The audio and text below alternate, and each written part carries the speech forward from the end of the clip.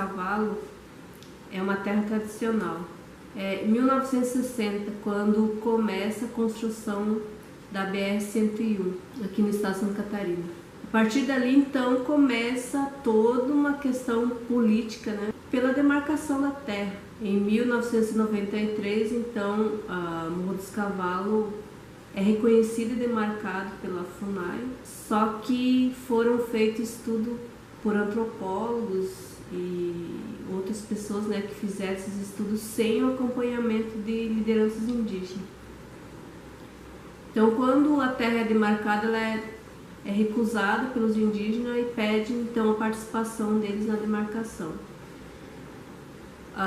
Em 95, a FUNAI abre então de novo o processo para que seja feita a ampliação da demarcação da terra com participação das lideranças indígenas.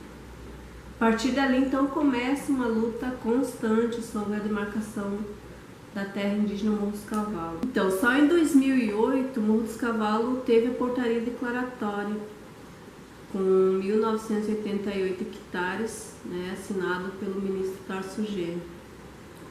Então, para nós foi uma grande vitória. Mas a partir daí, então, começa mais uma etapa, que é a luta pela homologação do Morro dos Cavalos. E aí, então, passa por vários processos. Em 2010 tem a demarcação física e em seguida começa a perseguição do Estado contra o Morro dos Cavalos.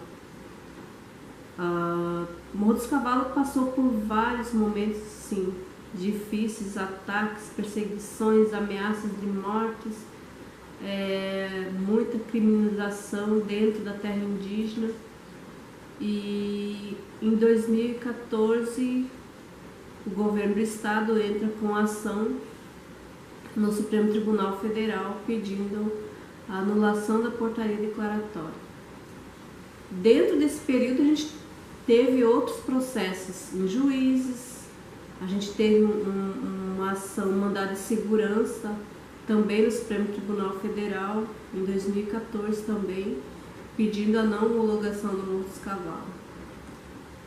Mesmo assim, a gente continuou nessa luta e em todos os processos que a gente passou, todos eles deu o parecer favorável para os indígenas do Morro dos Cavalos, porque reconhecem que terra indígena Morro dos Cavalos é uma terra tradicional. Então não tem como negar esse direito ou criar outras coisas para negar esse direito. E aí a gente chega hoje com a CPI na FUNAI e INCRA, onde Morro dos Cavalos é uma terra indígena a ser investigada, e todas as lideranças da terra indígena Morro dos Cavalos, inclusive senhores e senhoras mais velhos da aldeia, também estão na lista de investigação da CPI da FUNAI.